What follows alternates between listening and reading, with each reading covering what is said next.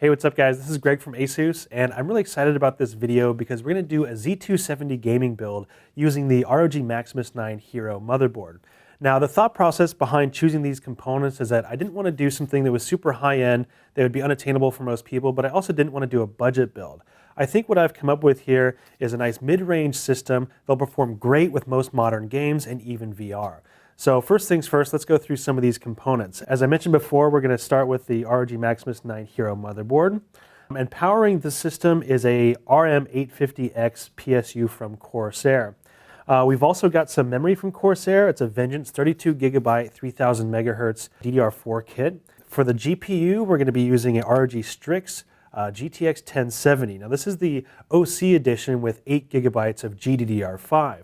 Now for the CPU, we're using a 7th generation Intel Core i7-7700K. That's a lot of 7s. Hopefully this build is lucky.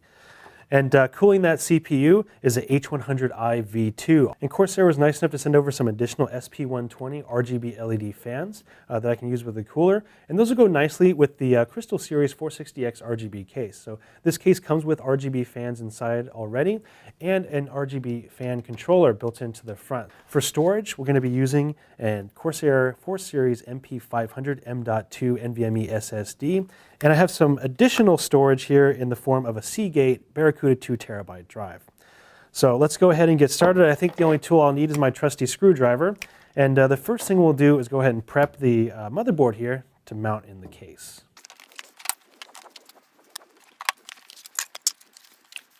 All right, so the first thing I like to do is install the CPU. So let's go ahead and do that. So this little black cover we'll remove in a second. To make sure that you have it aligned correctly, there's a triangle in the lower left-hand corner. And there's also a corresponding dot on the motherboard. So as long as those are matched up, you'll be okay. There's also notches on the upper left and right to make putting it in the wrong way nearly impossible. Then once you close the latch, the black plastic cover will just pop right out. All right, so next thing we'll do is prep the case by removing all the side panels, front and back. And this has a PSU cover in it, so we'll remove that as well.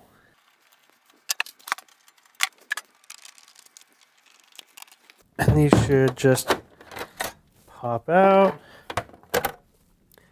There we go. And then also while we're at it, let's go ahead and take out the little accessory box here. And this comes with all the screws you'll need to install pretty much everything in here. All right, next we're going to mount the motherboard right in the case, but before we do that, we need to put in the rear I/O shield. Don't forget that. The rear I/O shield can be a little tricky.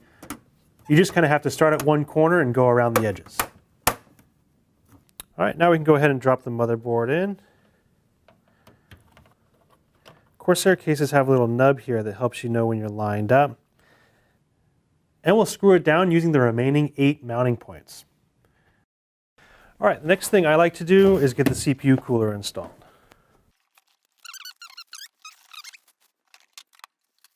So I've separated out all the hardware we'll be using. We've got the CPU backplate, the standoffs, thumb screws, and some screws to attach the radiator to the case. And the first piece I like to install is the CPU backplate. Now this case is nice that it has a cutout here to allow me to install this backplate after the motherboard has already been installed in the case. If your case does not have this cutout, you'll need to install the backplate before you install the motherboard in the case. And we'll secure that just with these 4 standoffs. All right, next we're going to mount the radiator portion to the case itself. Now, traditionally, this would go on the top. However, I ran into a bit of a snag. It looks like there's not going to be enough clearance between the radiator, fans, and the memory if I want to mount it on the top. So instead, I'm going to mount the radiator behind the front intake fans, which is still going to work great because it'll be pulling in cool air from outside the case and running that over the radiator to cool the CPU. Sometimes you've got to be willing to improvise. All right, so for this, I'm not actually going to be removing the fans. I'm just going to be swapping out the screws. So this comes with these short little screws, and what I'm going to need to do is replace them with these longer screws. So these longer screws are going to go through the fans and then into the radiator.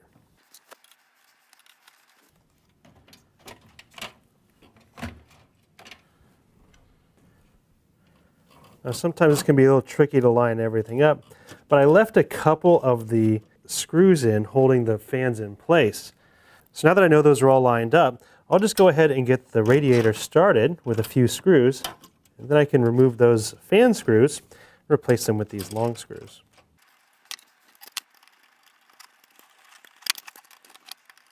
Next, I'll attach the pump and cooling block to the CPU.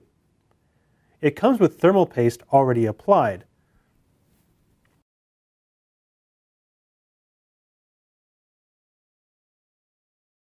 Once you get it centered on the standoffs, tighten it down with the included thumb screws.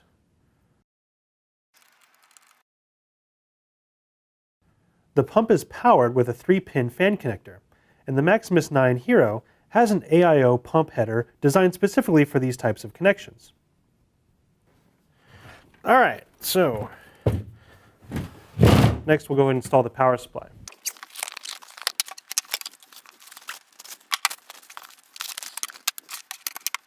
So Corsair cases are built with a vent in the bottom so you can mount with the fan facing down. So we bring in cool air from outside the case to cool the internal components.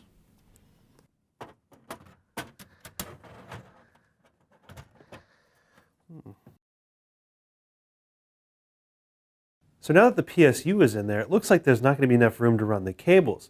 But luckily Corsair thought of this, and they've made the drive cage adjustable.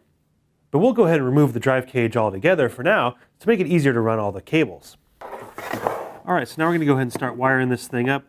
First one we're going to do is the 24-pin cable, which goes right there, and then the 8-pin CPU power connection, which is going to go right up here.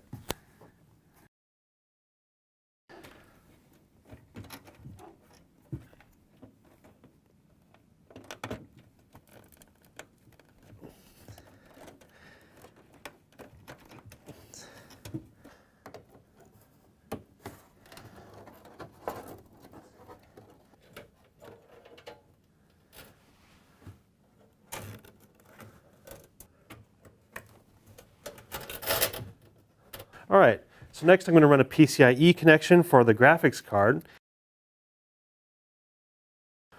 Alright, so on this Corsair case there's a SSD tray on the back, and since I'm not using a 2.5-inch SSD, I'm going to go ahead and remove this and give me more room to organize the cables. Alright, so next up I'm going to go ahead and plug in all of the front I/O connections into the motherboard. Now this is USB, HD audio, and the power switch, reset switch. Basically everything on the front I/O, I'm going to connect that to the motherboard so all these ports and buttons will work.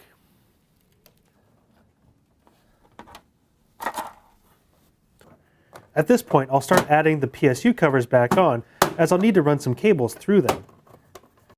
While I'm back here, I'll add a SATA power cable for the fan lighting controller and the 3.5-inch hard drive.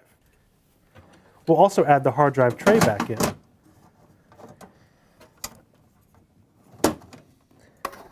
And the last part of the PSU cover. Now I can run the USB 3.0 cable to the header on the motherboard. As you can see, I've run it directly through the PSU cover. And now I'll plug in the power, reset switch, HDD LED, and power LED cables.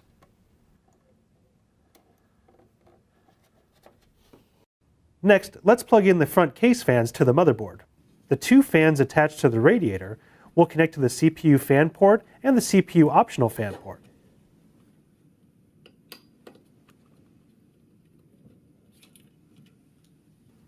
The last front intake fan will be powered through the chassis fan 2 port.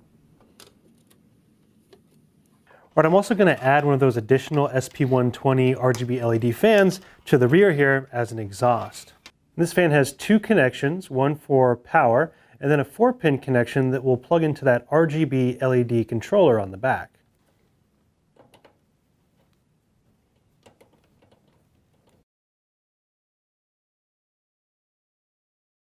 One trick I learned to help organize fan cables is to wrap them tightly around a screwdriver.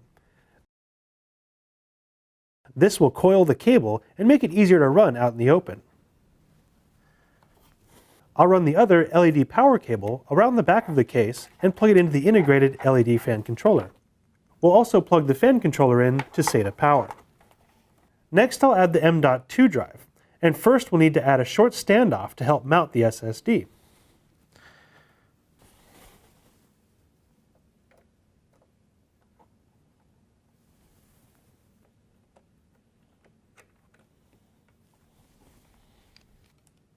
The hard drive tray is toolless, so the hard drive will just snap right into place.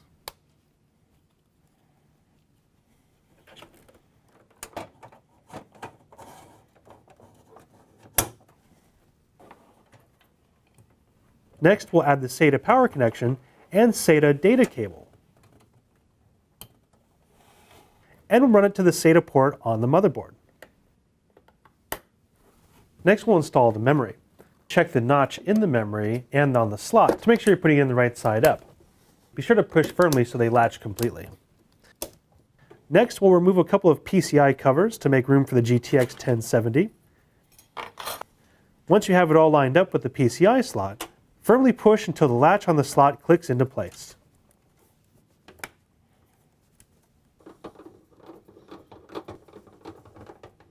Then we'll add the single PCIe power cable. Next, we'll do some cable management to make the back nice and clean. Have to admit this is not my best cable management job, but it'll work for now.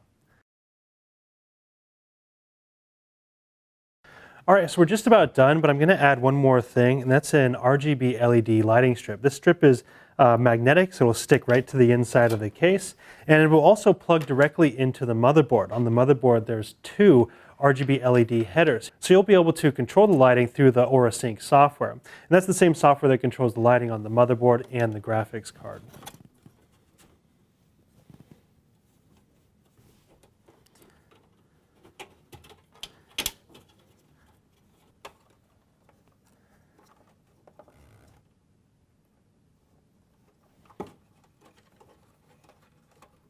Now all we need to do is reassemble the case, and hopefully it'll turn on.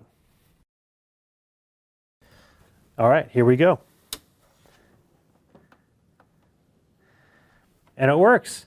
All right, I want to thank you guys very much for watching, especially if you stayed through and watched the whole thing. If you have any questions about the build or any of the components that I've used, please ask them in the comments section below. Now, if you enjoyed this video, I'd like you to subscribe because we're going to have a lot more Z270 content coming out soon. Thanks for watching, and we'll see you next time.